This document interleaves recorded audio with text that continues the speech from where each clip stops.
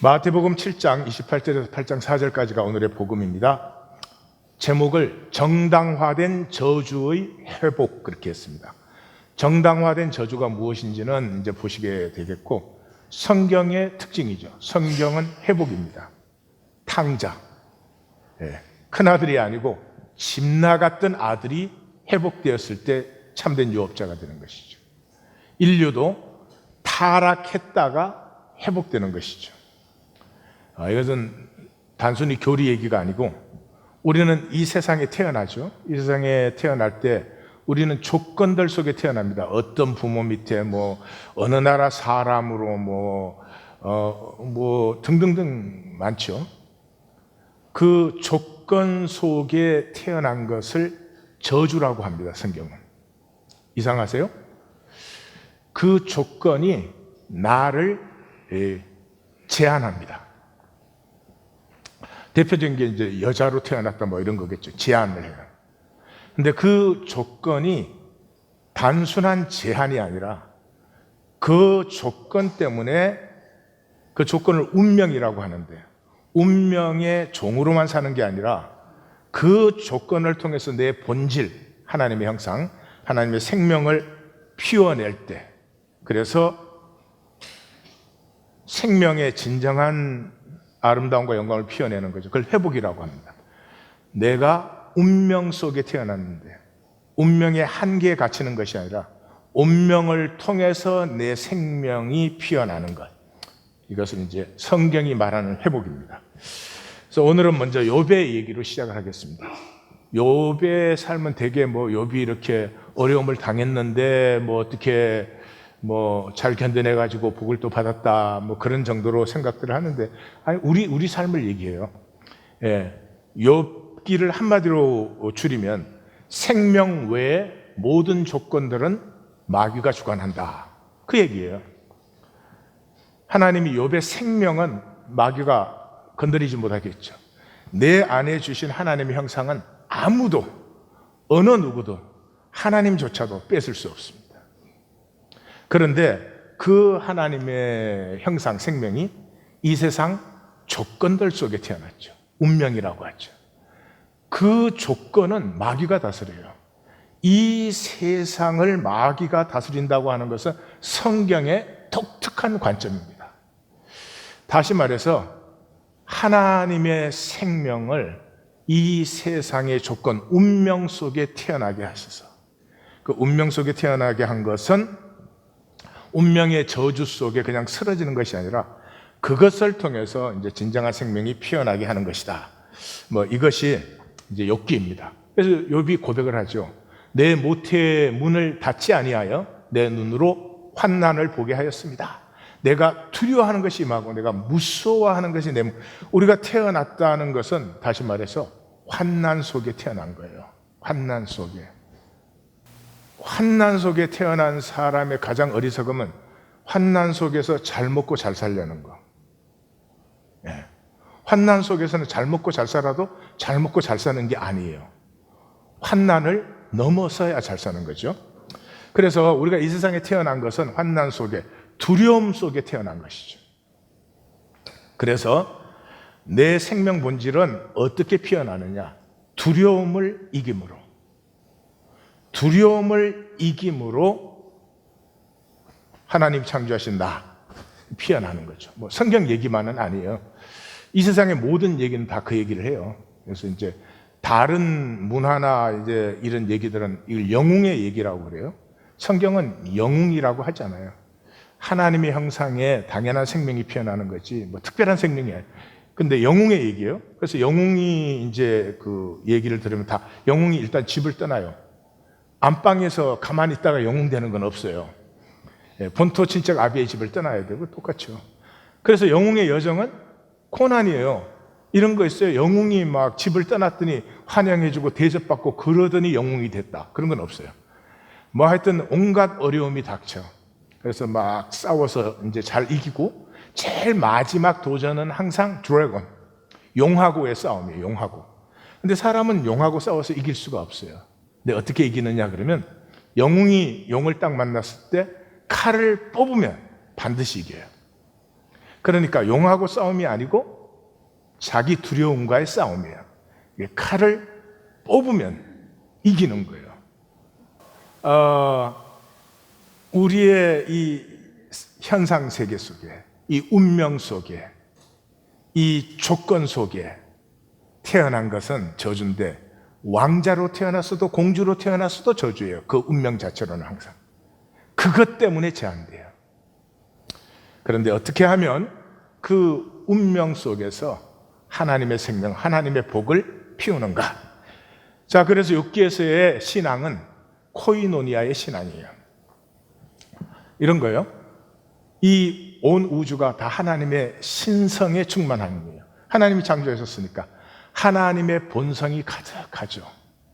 이 본성이 가득한 이 세상 속에서 하나님의 신성을 가지고 태어난 내가 그 모든과 하나 되어 함께 어울리고 통하고 누릴 때가 그게 복이라는 거죠.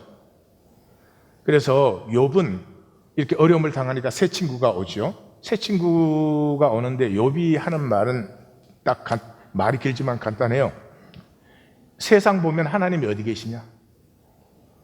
하나님이 계신다면 이런 일이 일어날 수 있느냐? 그 새 친구는 뭐 하는 거예요?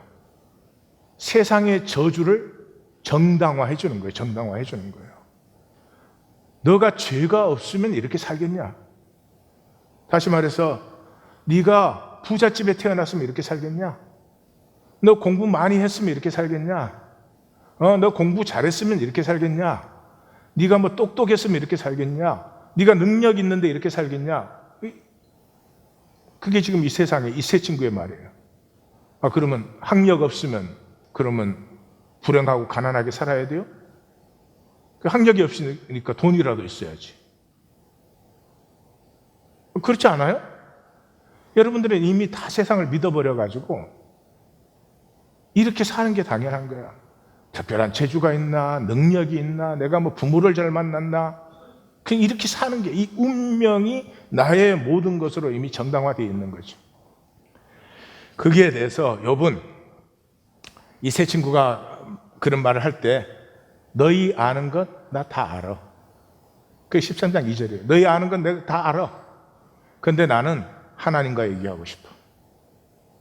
하나님과 얘기하고 싶어. 하나님, 내가 이렇게 사는 게 하나님의 뜻입니까? 하나님 날 그렇게 창조했습니까? 아니, 내가 어쩌다 보니까 돈 없고 가난한 집에 태어났는데 그렇다고 해서 내가 평생 가난하고 못나게 사는 게 어려울 때 어려운 일을 당했을 수도 있죠. 죄책감 가지고 못나게 살아야 되는 겁니까? 그게 하나님의 창조예요? 난 하나님에게 대답을 듣기 전까지는 이 세상 말 다 거짓말이야. 너희는 쓸모없는 의원들이야. 어? 세상의 말이 사람 한번 치유해 봤어요? 세상의 그 훌륭하고 똑똑한 말들이 정말 어렵고 힘든 사람들을 정말 회복을 한번 했느냐고. 그냥 세상 유지하는 거예요. 어떻게? 그걸 정당화시켜서. 너는 뭐 공부 못했으니까, 너는 능력 없으니까 그냥 먹고라도 사는 게 다행이야, 이런 거죠. 욥의 신앙은 그럴 리는 없다는 거죠. 세상은 하나님의 섭리를 피우는 것이다. 내가 지금 이해가 안 돼요. 알지 못해요. 그래도 내 중심에 있는 분명한 것은 그가 나를 단련하신 후에는 내가 순금같이 되어서 나온다. 이것을 고백해요. 여기서 단련한다는 말은 어려움을 지나게 하는 거예요. 어려움을 지나보면 어려움이 아무것도 아니다. 그걸 만나요. 이 자본주의 사회는 가난해질까 봐 되게 두려워해요. 저는 뭐 엄청나게 저희 집이 가난해 봤습니다. 정말 3일, 5일 밥을 못 먹는 건 뭐 보통이었습니다. 그런데 뭐 지나고 나서 보니까 별거 아니에요. 그 시절에 만난 친구가 지금도 제일 친해요. 네. 그래서 신앙적으로 두려움을 넘어 사는 것은 더불어예요. 내가 능력이 많아서가 아니고 내가 깡이 세서가 아니에요. 누군가 나와 함께 손을 잡을 사람이 있을 때 두려움을 이겨낼 수 있어요. 더불어 살기에. 그래서 욥이 이렇게 고백을 해요. 만일 내가 내 소망을 금에다 두었다면, 내가 순금을 의지했다면, 내가 돈 많은 걸 기뻐했다면, 그러면 이 고난 속에서 나는 아무것도 아닐 것이다. 근데 난 그러지 않았다. 어떻게 해요? 내 장막의 사람들은 주인의 고기에 배부르지 않은 자가 없어. 또한 나그네가 거리에서 자거나 굶지 아니하도록 온갖 나그네 행인들에게 문을 활짝 열어서 누구든지 먹고 잘 수 있도록 난 그렇게 살았어요. 그러기 때문에 나는 세상 거짓말 믿지 않아. 뭔가가 잘못이 있으니까 니는 네 운명대로 살아야 돼. 나 그거 믿지 않아. 나 하나님 직접 만나봐야 되겠어. 하나님에게 들어야 되겠어. 이 세 친구가 지나간 다음에 엘리후가 나타나요. 엘리후는 종교의 최상이에요. 이 사람이 맞는 말은 해요. 그래서 이 사람은 나중에 하나님에게 혼나지는 않아요. 그러니까 이 사람은 쓸모가 없는 사람이에요. 종교는 가장 우수해도 쓸모는 없어. 이 사람이 하는 말은 그냥 없다 세 번이요. 그게 주로 종교인들이에요. 없다. 하나님을 우리가 알 수가 있냐, 헤아릴 수가 있냐, 찾을 수가 있냐. 하나님은 초월적이고 불의가 없으시고 온전히 공의하시니까 네가 불의가 아무것도 없는데 이런 고난 당할 리는 없는 것 아니냐? 근데 너가 만약에 나는 불이 없는데도 이 고난을 받는다 그러면 너 하나님 앞에 좀 교만한 거 아니야? 뭐 이런 얘기를 하는 거죠. 그때 이제 하나님이 나타나서 말씀하십니다. 38, 39, 40, 41장 넉 장에 그것도 길어요. 그게 뭐 아느냐가 이런 거예요. 뭐 땅의 주초가 무엇 위에 세워진 줄 아느냐? 뭐 바다에 샘이 터질 때 누가 문을 닫았는지 아느냐? Who knows? 사망의 문이 뭐 어디서 열려서 어디서 닫히는지 아느냐? 심지어 이런 거. 비의 아버지가 누구냐? 여러분 비의 아버지 아세요? 한국 가수 비? 이슬방울의 의미를 아느냐? 난 이슬방울이 의미가 있는 줄 욕기에서 처음 알았어. 뭐 산염소 새끼 치는 때를 아느냐? 또 있느냐? 그건 지식이었죠. 있느냐는 경험이에요. 덜짐승이 이렇게 많고 수목이 번성하고 우거지는데 어떻게 교배하는지, 어떻게 저들이 저렇게 번성하는지 너 그 자리에 있은 적이 있느냐? 내가 줄여서 말하는 거예요. 굉장히 길게 말해요. 또 마지막에 능력이 하겠느냐? 내 오른손이 너를 구원하겠느냐? 그리고 41장은 러바이탄, 레와야단, 마귀에 대한 거예요. 그 마귀에 대한 것을 얘기하면서 너의 지혜와 능력으로 마귀와 싸울 수 있느냐? 굉장히 중요한 거예요. 우리는 마귀가 통치하는 운명, 조건 속에 태어났어요. 조건 속에 태어났는데 그 조건을 넘어서서, 운명을 넘어서서 내 안에 있는 하나님의 생명의 아름다움을 피우는 게 너의 지혜와 능력으로 되느냐? 나 이렇게 한 문장으로 얘기하잖아. 하나님 41장 전체라니까. 그래서 단절된 너는 아무것도 아니에요. 성경에서 단절된 너는 아무것도 아니야. 근데 하나님이 나를 믿는 너가 나를 신뢰할 때, 단절된 사람의 중심은 두려움이에요. 두려움, 까봐. 직장에 다니면 잘릴까봐, 돈 잔고가 내려갈까봐, 아플까봐. 아픈 거 별거 아니에요. 맞고 나면 아무것도 아니야. 맞을 때까지가 힘들지. 까봐가 힘든 거예요. 거절당할까봐. 거절당해도 괜찮아요. 거절당하는 관계도 있고 뭐 좋은 관계도 있지. 두려움은 실제가 아니에요. 까봐요, 까봐. 그런데 하나님을 만나면서부터는 죽음에까지도 두려움이 없어요. 두려움이 있지만 그 두려움을 지나갈 수 있게 되는 거죠. 이때 그러잖아요.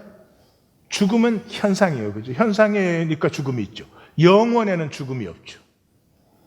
그러니까 죽음을 지나야 영원이 열리고, 죽음을 지나야 생명이 열리고, 죽음을 지나야 나의 진정한 나됨이 열리는데, 만유를 누리게 되는데, 이 두려움에 사로잡힌 사람은요, 살아보지도 못하고, 누려보지도 못하고, 느껴보지도 못하고, 그냥 끝나는 거예요. 그래서 생명의 복은 가슴과 가슴이 통할 때예요. 욥의 가슴이 하나님의 가슴을 만나요. 이렇게 고백해요. 나는 깨닫지 못한 말을 이때까지 했어요. 알 수도 없는 걸 아는 줄 알았어요. 헤아리지도 못하면서 모든 일을 내가 다 결정을 했어. 들은 것밖에 없어요. 들은 거, 말. 근데 이제는 눈으로 배워요. 이 눈은 뭐예요? 심상. 욥의 영이신 하나님을 만났어요. 심상화되었어요. 이상해요? 아니요. 예수님도 얘기하셨어요. 베드로도 얘기했죠. 바울도 얘기했죠. 요한도 얘기했죠. 하나님 만난 사람 다 얘기했어요.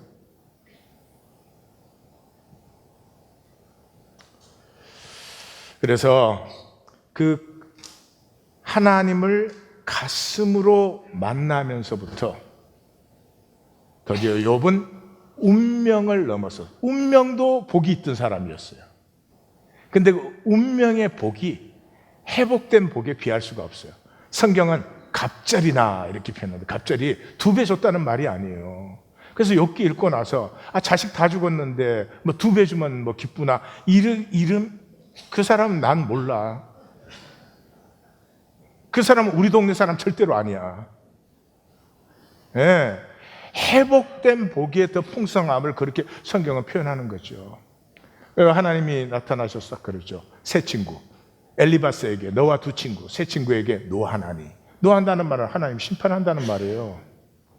근데 그 말을 듣고 욥이 그의 친구들을 위하여 기도할 때, 욥은 코이노니아의 사람이에요. 예? 이 세 친구를 뭐라 그랬어요? 너희가 10번이나 나를 학대하고도 부끄러워할 줄도 모르고 또 공격을 하는구나 그랬잖아요. 그런 사람 위해서 기도가 나와요? 근데 욥은 하나님이 노하는 그 순간에 그 영혼들을 향한 기도가 피어나요. 이 통함이 열렸을 때 여호와께서 욥의 공경을 돌이키시고, 여호와께서 욥의 이전 소유보다 갑절이나 주신지라. 옆에 전하십시오. 통해야 삽니다. 통해야 삽니다. 제발 좀 통합시다. 이 자본주의는 점점점 단절시키잖아요. 예배 나오는데도 딱 단절돼서 나오잖아요. 열어보신 적 있으세요? 자기가 자기 컨트롤이다. 정리를 해보면 이런 것이죠. 욥의 얘기가 하는 것은 천지에 하나님의 신성이 충만해요. 이 세계 속에 사는 길은 둘 중에 하나예요.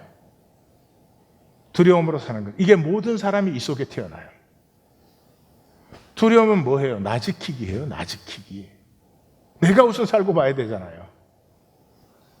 그 사람은 까봐의 사람이에요. 하여튼 한 번도 살아본 적이 없어. 뭐 안 될까봐, 못할까봐, 뭐 어려워질까봐. 놀라지 마십시오.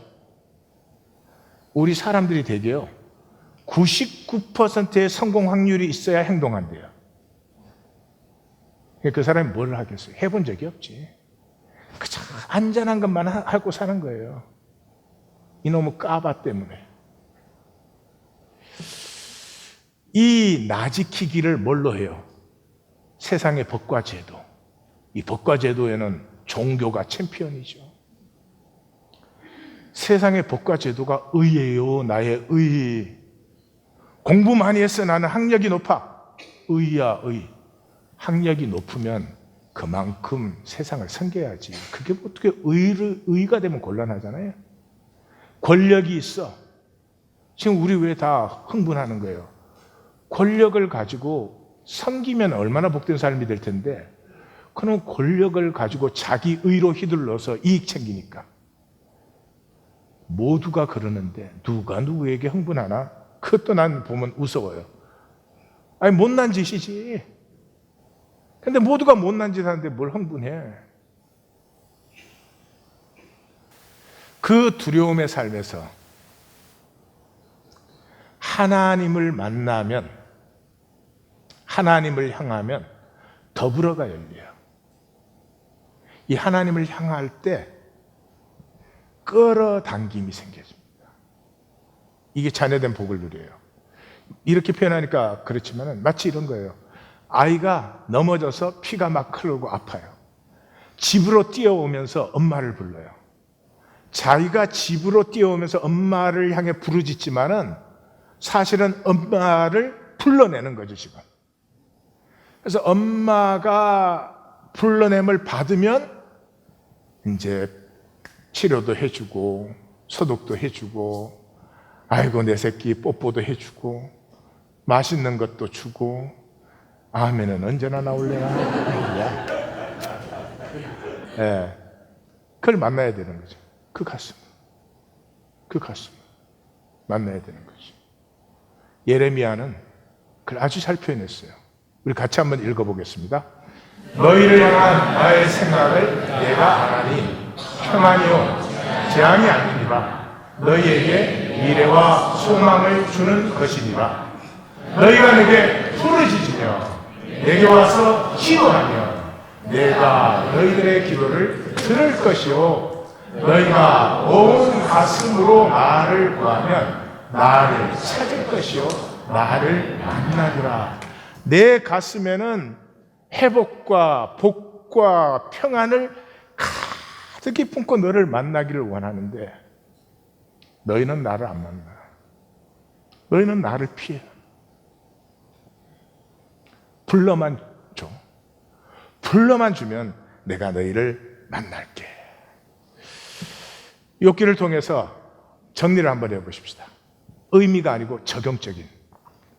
내게 일어나는 일들은 반드시 복이에요. 어떤 일이 일어났어도 이게 합력하여 복을 이루지 못하면 하나님이 허락하셨을 리가 없어요. 그 다음에 우리에게 일어나는 모든 문제는 반드시 다스릴 수 있어요. 내가 다스릴 수 없는 문제는 하나님 내게 주지 않아요. 왜냐 그러면 내가 문제를 다스림으로 내 생명이 또 한 번 성숙해 가는 거기 때문에. 그래서 결론적으로 얘기하면 복과 해결의 뿌리는 하나님을 만나야 돼요.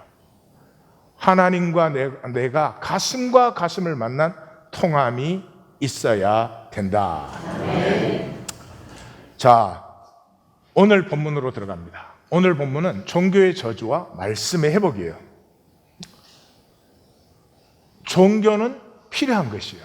좋은 것이기도 해요. 그러나 한계적이에요. 종교는 법과 제도를 우리에게 가르쳐줘요. 종교는 그거예요. 예. 너가 의롭지 못하고, 너가 순전하지 못하고, 너가 복되지 못하고, 그러므로 너의 삶이 복되지 못하다. 이것까지 가르쳐줘요. 땡큐 포 노땡큐. 그것까지는 가르쳐줘요. 그래서 이 세상의 종교를 포함해서 법과 제도가 하는 일은 넌 팔자가 나빠서, 좋은 부모 밑에 태어나서 부유하게 자랐으면, 근데 팔자가 나빴으면, 그죠? 팔자가 나쁜데 복이라도 많이 받아야지. 팔자가 나쁘면 가난하고 평생 못나게 살아야 돼요? 하나님이 그렇게 세상을 만드셨을 것 같으세요? 내가 생각할 땐 아니에요. 근데 이걸 결사적으로 믿는 사람들이 종교인들. 너는 죄가 많아서.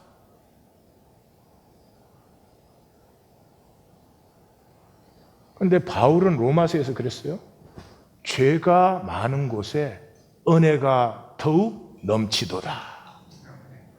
그 죄가 많으면 뭐 은혜를 많이 받으면 되지 뭐. 뭐가 문제야?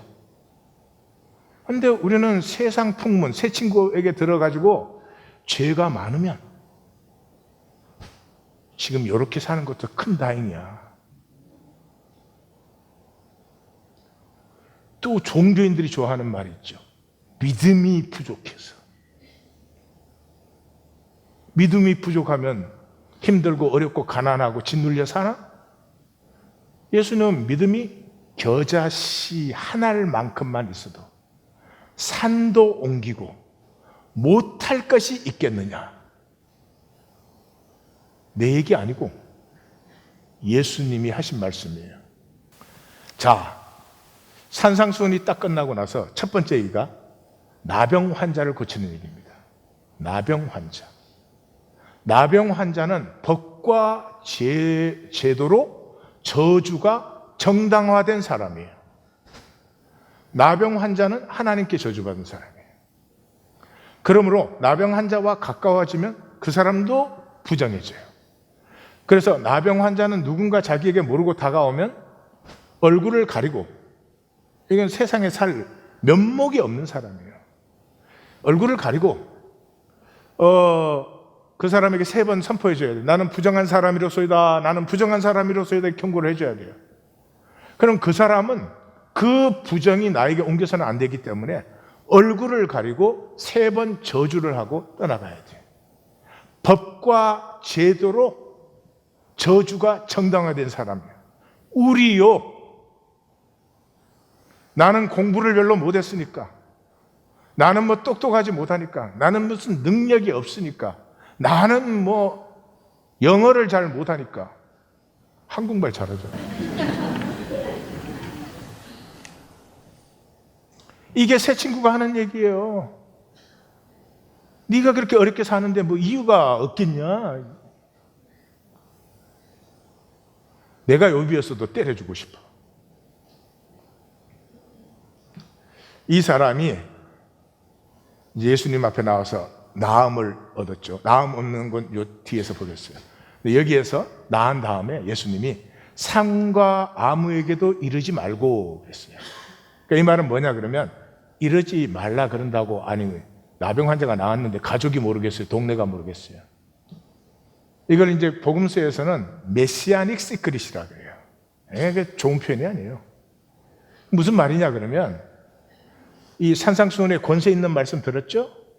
나병 환자가 고쳐지는 이적을 만났죠? 그래도 변화되지 않아요. 그래도 변화되지 않아요. 언제 변화되느냐? 십자가를 만나야 돼요. 그게 무슨 말이에요? 내 죄를 자기가 대신 품으신, 내 운명의 저주를 자기가 대신 품으신 아버지의 가슴을 만날 때까지 사람 변화되지 않아요.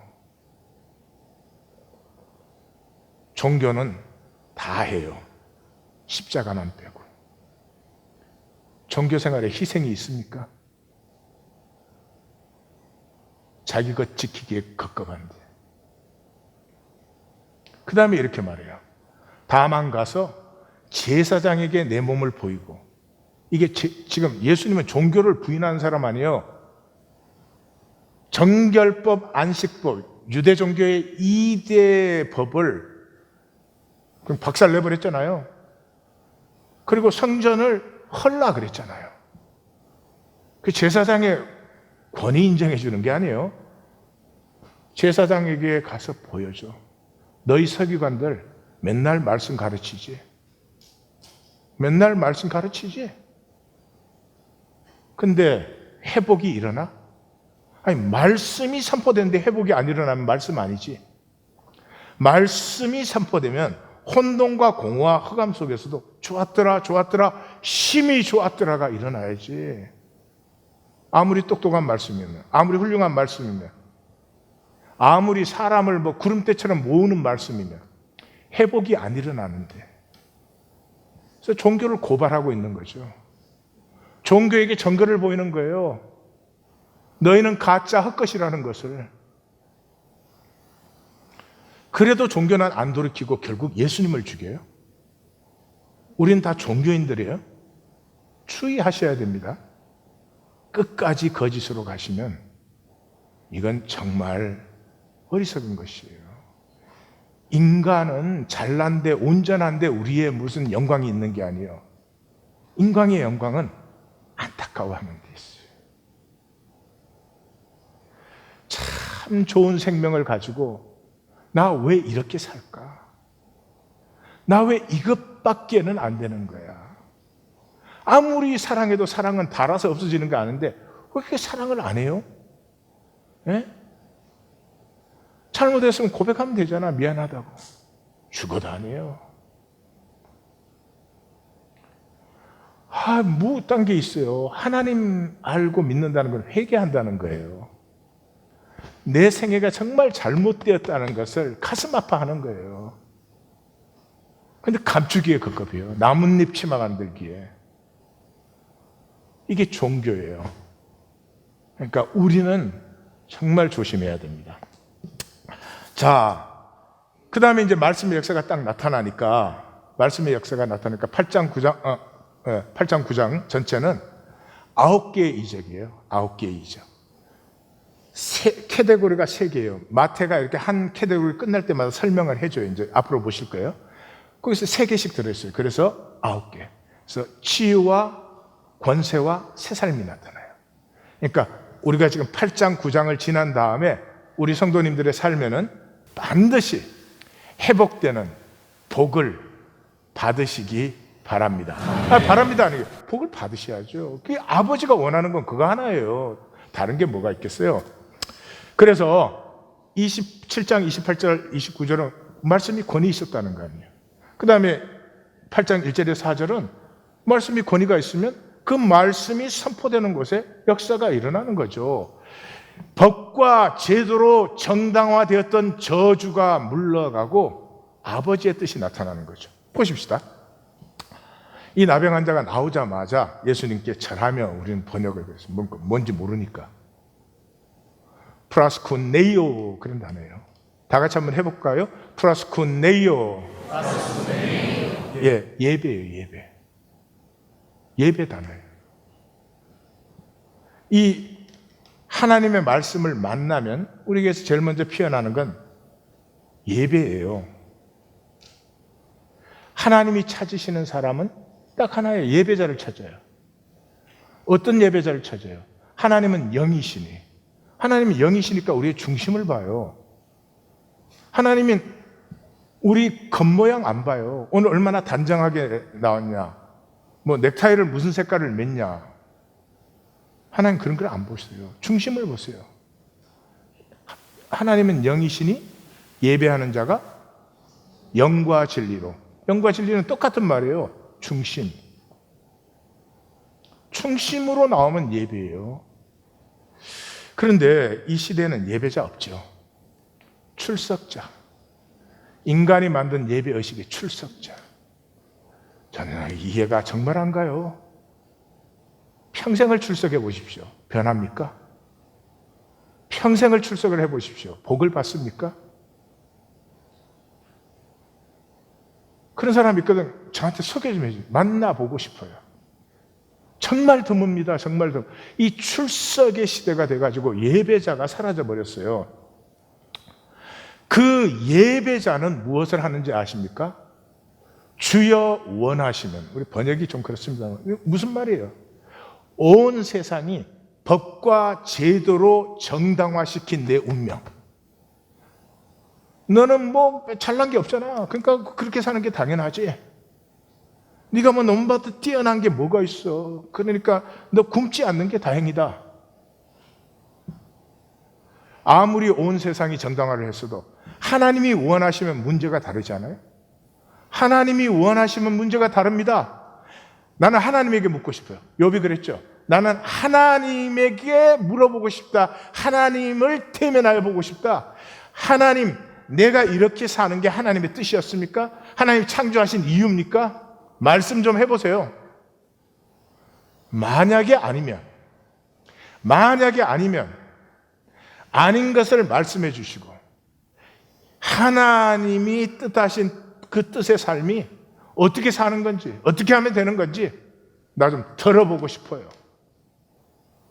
이게 예배입니다. 그러므로 예배는 구하고 찾고 두드림이 있어야 돼요. 구하고 찾고 두드림이 있으면 중심의 진실이 생기죠. 어떻게 거짓으로 예배를 합니까? 종교인은 가장 거짓된 게 하나님에게 거짓되잖아요. 하나님 못 보시니까. 하나님 모르십니까? 하나님은 상관 안 하시니까. 어떻게 해도 야, 너 나한테 그럴 수 있어? 그 한마디도 안 하시잖아요. 억만 번을 그래도 내가 스스로 아플 때까지 내가 세상에는 다 거짓되어도 아버지께는 거짓될 수 없지. 이 스스로의 아픔이 피어나지 않으면 아무 소용이 없으니까. 그래서 기다리고 계시는 거죠. 예배는 하나님을 불러내는 거예요. 표현이 좀 그렇습니다만 아까 제가 말씀드렸잖아요.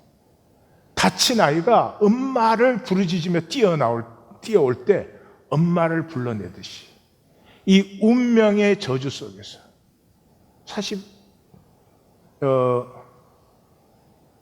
40장에서 그랬죠. 네 운명에 대해서 네가 할 수 있는 게 있어? 물었잖아요. 나로서는 못하잖아요. 그러니까 아버지에게 뛰어오는 거죠. 이렇게 아버지를 향해서 부르짖고 뛰어올 때 하나님이 내게 끌려오세요.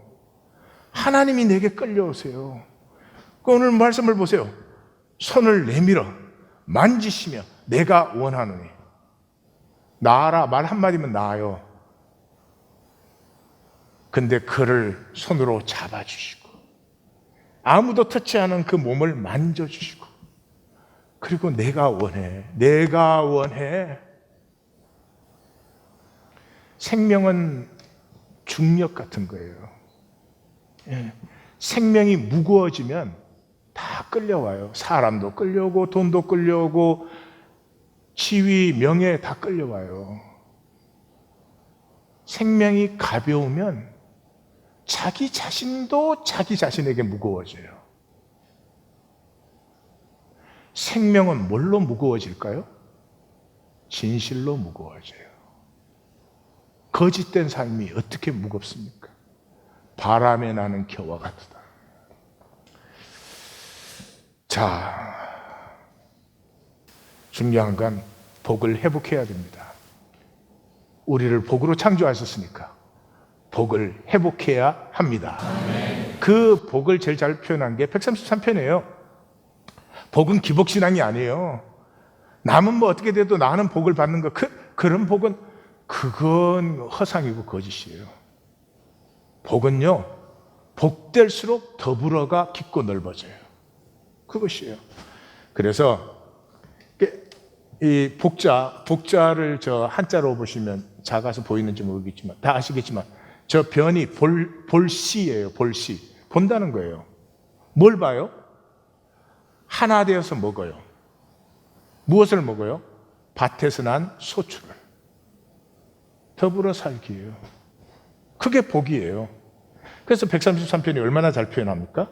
보라 형제가 하나 되어 함께하며 어찌 그리 선하고 아름다운고 대제사장의 기름 부음에 낡았고 헐몬에 있으리 시온에 풍성한 것 같다. 예루살렘은 바위산이에요. 바위산. 먼지가 펄펄 나는 바위산이에요. 그게 아침 저녁으로 재물을 잡아요. 피비린내가 가득해요. 이 세상에서 그 예수님 당시에 예루살렘을 좋아하는 사람 아무도 없어요. 하물며 로마 총독이 와도 예루살렘에 있지 않고 디베리아에 있었어요. 그런 도시예요.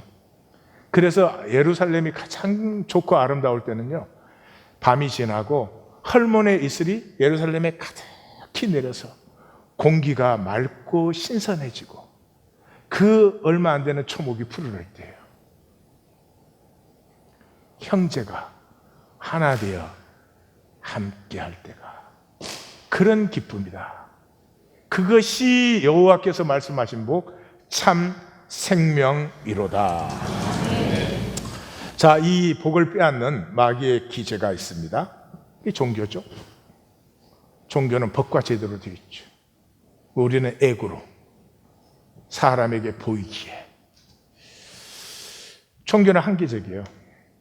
그래서 넌 죄인이고 너는 부족하고 의가 없고 그러니 너는 힘들게 고난 속에 사는 게 마땅하다. 맞는 말이에요. 그러나 그것까지밖에는 종교는 못해요. 그러므로 너의 참 생명이 회복되어야 된다. 이것은 종교에서 일어나진 않아요. 종교는 가슴에 안타까움을 주고 그 안타까움 때문에 감히 나아갈 수 없는 하나님께로 울부짖으며 나아가는 여기에서 생명과 생명의 만남이 일어나는 거죠.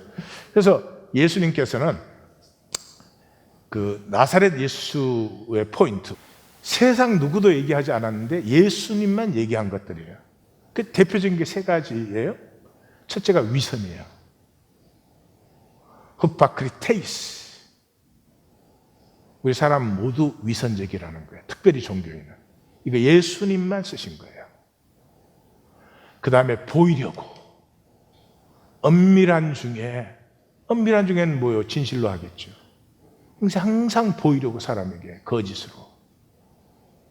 그 다음 세 번째가 지옥이에요. 신구약 성경에 어디를 봐도 이게 지옥을 얘기한 것이다라고 말할 수는 있지만 그 말씀을 통해 지옥은 분명히 있다라고 얘기할 수 있는 건 없어요.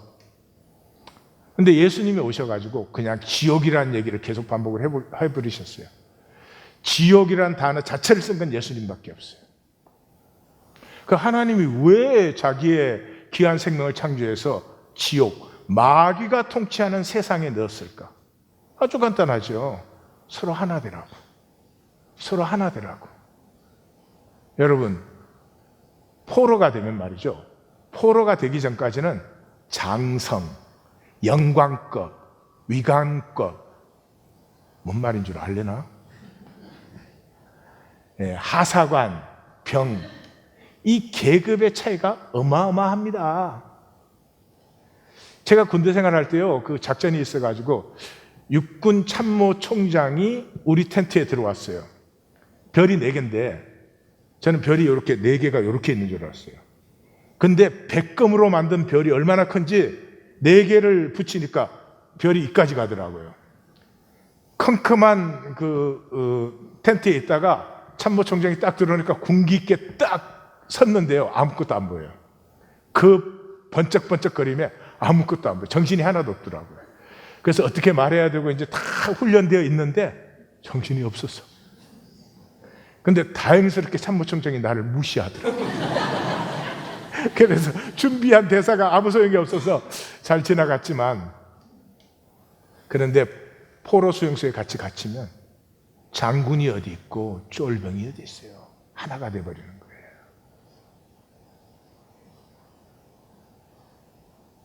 잘 살 때 나누는 게 아니에요.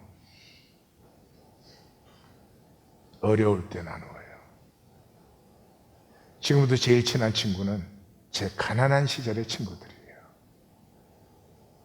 이 나이가 돼서도 서로 주고받으면 재밌고 다정해요. 하나님이 마귀가 통치하는 어려운 한난, 두려움의 세상 속에 우리를 집어넣었어요. 왜냐하면 우리에게 필요한 것은 하나 되는 것밖에 없어요. 아무리 잘나도 하나님에겐 소용없어요. 아무리 깨끗한 척, 착한 척, 하나님 그런 사람 찾지 않아요. 아버지께 달려오는지. 아버지 안에서 한 형제 자매니까 서로 위로하고 격려하고. 포로 수용소에서는 다른 사람의 아픔을 보면 저건 죄고 나는 뭐 상관없어 이러지 않아요. 하나가 들어가서 고문을 당하고 나오면 전부가 아파해요. 나의 일처럼 아파해요.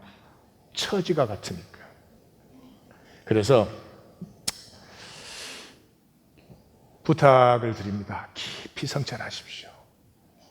나는 예배를 할 것인가? 이 세상의 운명의 저주를 넘는 것은 하나님이 40장에서, 욥기 40장에서 얘기한 것처럼 우리의 지혜와 능력으로 되지 않습니다. 우리는 이 정치 사회적 좌표 속에 딱 이렇게 들어가면은 내 마음대로 그 좌표에서 못 나와요. 그 좌표에서 나올 수 있는 길은 다른 옆으로가 아니라 위로입니다. 들림 받을 때입니다. 이것은 하나님만이 허락하실 수가 있는 거죠. 그것이 예배입니다. 가슴이 아버지의 가슴을 만나야 돼요. 변화는 아까 십자가를 만날 때라 그랬죠. 머리에 풍문이 서려져야 됩니다. 돈이 많아야 돼, 학력이 높아야 돼, 지위가 높아야 돼, 뭐를 이런 걸 가져야 돼, 저런 걸 타야 돼. 그 풍문이 사라지지 않으면 자기도 사랑 못해요. 자기 옆에 있는 사람도 귀찮아요. 저는 쉬운 얘기를 하지 않는다 그렇게 말씀드렸죠. 신앙은 불가능합니다. 예수님이 말했잖아요. 사람으로는 할 수 없으되 하나님으로 할 수 있다고 했잖아요. 만약에 신앙이 겨자씨 하나만큼만 있어도 산도 옮긴다고 했어요. 너희가 못할 것이 무엇이겠느냐 이렇게 말씀하셨어요. 신앙은 불가능한 거예요. 괜히 종교에서 무슨 하나님을 믿는 것처럼 왔다 갔다. 정말 웃기는 얘기입니다. 하나님을 믿으라는 건 이런 얘기죠. 물고기가 물속에 사는데 물을 떠나라는 거죠. 어떻게 떠나요? 떠나면 죽는데. 그럼 어떻게 떠나요? 본질 세계를 만나면 떠나지. 호흡과 생명이 있어요. 호흡이 얼마나 중요합니까? 호흡 끝나면 죽는 거예요. 그런데 생명은 호흡 전에도 있었고 호흡 후에도 있어요. 호흡이 그렇게 중요하지만 호흡이 절대는 아니에요. 생명이 절대지. 이 본질을 만나면 호흡을 멈춰야 되면 멈출 수도 있지 뭐. 죽음 너머의 생명. 이게 참 쉬운 얘기인데 죽음은 현상 세계의 죽음이잖아요. 영원 세계의 죽음이 어디 있어요? 그러니까 죽음이라는 것 자체가 이 세상, 현상에 속한 거잖아요. 그러니까 종말에 딱 가면은 죽음이 끝이 아니라는 걸 보는 거잖아요. 산상수훈의 중심이 뭐예요? 이 세상 사는 게 두 가지라는 거죠. 돈으로 살 수 있고 하나님으로 살 수 있다는 거죠. 나는 돈으로 살지만 하나님으로도 살아. 이런 얘기 하지 말아라. 예수님 그렇게 말씀하신 거 아니에요.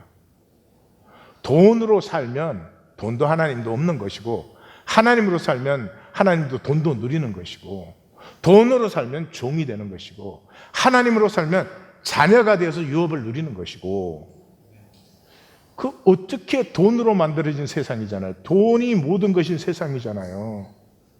교회는 돈 없어도 되나요? 지금 뭐 종교 시대는 돈이 교회의 모든 걸 결정하는 시대 아니에요. 우리 하나님 교회는 굉장히 건강하고 하나님의 주권이 있는 교회 보실 수 있어야 됩니다. 하나님 교회는 돈이 없어서 일을 못한 적이 한 번도 없어요. 그 액수가 크든 작든 이거는 우리 교회로서는 절대로 안 되는 일이라고 다 얘기했을 때도 필요한 일이면 하나님이 다 하셨어요. 건강한 교회예요. 그게 교회예요. 돈에 힘 갖고 설치는 교회가 아니에요.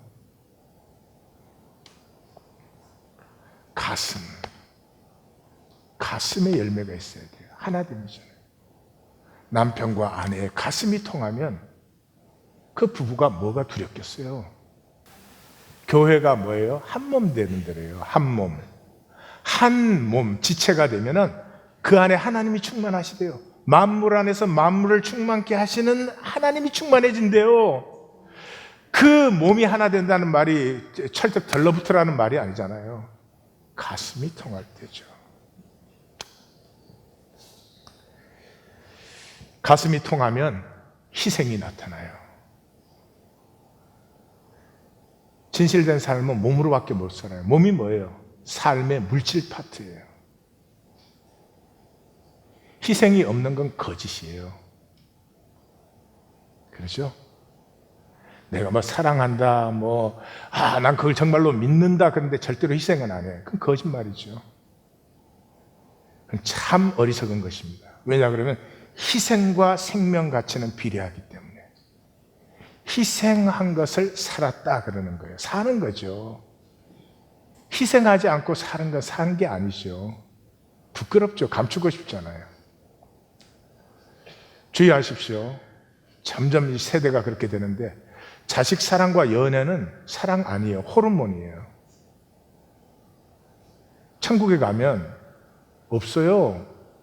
부모, 자녀, 부부 이런 거 없잖아요. 그런데 잘 생각해 보세요. 자식 사랑이 얼마나 애틋해요. 또 연애할 때 사랑이 얼마나 좋아요. 그게 호르몬이 끝날 때, 그죠? 육적인 것이 끝날 때, 야, 부부가 만약에 우리가 그렇게 좋아했더니 참 좋더라, 행복하더라. 그러니까 이제는 우리의 인격적 선택으로 우리 서로를 위해서 희생하자. 그래서 더 사랑을 풍성하게 만들자. 그럼 이 세상에 어디에 마귀의 자리가 있어요? 근데 그 희생의 선택을 하지 않고 호르몬이 끝나면 끝. 자, 우리가 하나님 안에서 가슴이 바늘끝만큼이라도 통하면, 그리고 우리가 하나님 앞에 예배자로 나오기 시작하면서, 예배자로 나온 대로 우리가 얼마나 완전하게 나오겠어요. 너무 부족하니까 늘 안타까움으로 나오는 거죠. 안타까움으로. 완전하라는 게 아니라. 이것이 있을 때 물러가는 저주가 있어요. 이 세 가지 우리의 인생을 망치는 거예요. 많지만 대표적으로 이게 아집인데, 아집. 끝까지 그걸로 살아요. 아무리 말씀을 전해도 끝까지 그걸로 사는 아집이 있어요. 첫째가 사람을 못 믿는 거예요. 이 삶은 다 사람 관계에서 만들어지는 거잖아요. 그러니까 사람한테 부정적인 이런 걸 좀 경험을 했겠죠. 그죠? 근데 이 사람을 못 믿으면 안 되고 못 믿고 부정적이 돼요. 누가 잘 된다, 긍정적으로 말이자면 저게 또 무슨 사기를 치려고 생기가 얼어붙어 버리죠. 이 사람 잘 될 수가 없어요. 똑같은 음식을 먹는데 스트레스로 음식을 먹으면 이 음식 먹은 것에서 독소가 발생해서 그래서 암세포가 생기는 거래요. 호흡이 얼마나 좋은 거예요. 근데 호흡도 마찬가지예요. 스트레스 속에 호흡을 하면 호흡이 얕아져 버려요. 호흡이 얕아지면요, 이게 안 좋은 것을 충분히 내보내고 좋은 것을 충분히 끌어들여야 되는데 안 좋은 것을 못 내보내고 좋은 걸 못 끌어들여 가지고 호흡 자체가 기를 더 상하게 하는 거예요. 그러니 고난이 있고 어려움이 있었어도 세상을 보면 그렇지만 하나님의 섭리는 그것을 통해서 내 삶에 더 좋은 것을 이루고 계신다. 하나님은 분명히 더 좋은 것을 이루고 계신다. 그 초점이 거기에 있어야 되죠. 그 다음에 욕심에서 살려요. 욕심은 에너지가 없어요. 욕심 부릴수록 무기력해져요. 욕심 부릴수록 안 되는 것만 보이니까. 그래서 욕심은 이거 블랙홀 같은 거예요. 모든 걸 빨아들여요. 욕심이 있는 것만큼 불안해요. 안 될 것 같아. 욕심이 있는 것만큼 두려워져요. 이거 오지 않으면 어떻게 하지? 그러면 어떻게 돼요? 대극의 법칙이 역사하죠. 욕심은 부릴수록 삶이 블랙홀로 빠져들어요. 부정적이 되고 안 되는 일이 자꾸 만들어. 하나님의 복을 자기가 막으니까. 그리고 세 번째가 남의 눈치 보기. 제게는 이게 제일 중요한 것 같은데, 자신을 몰라요. 자신을 몰라요. 자기가 뭘 살고 싶은지 뭘 좋아하는지 정말 몰라요. 그래서 좋다면 다 욕심을 내는 거지. 내가 좋아하는 게 있는 사람은 다른 건 없어도 돼요. 그게 욕심과 내가 좋아하는 것의 차이예요. 그래서 내가 좋아하는 것이 생기면 리액트가 끝나고 프로액트가 생겨요. 생명을 가지고 사는 사람은 반드시 열매를 거둡니다. 반드시 열매를 거둡니다. 이거를 피한 사람이 한 달란트의 삶이에요. 이 한 달란트는 예수님이 이 경고할 때, 삶의 저주에 들어가지 말라고 경고할 때 두 가지 표현을 쓰죠. 이 악하고 게으른 종아, 그런 표현을 쓰고, 또 한 가지는 바깥 어두운 데서 슬필며 이를 갈리라, 이런 표현을 쓴, 이 두 가지를 다 쓴 사람은 이 사람 한 사람뿐이에요. 한 달란트의 사람.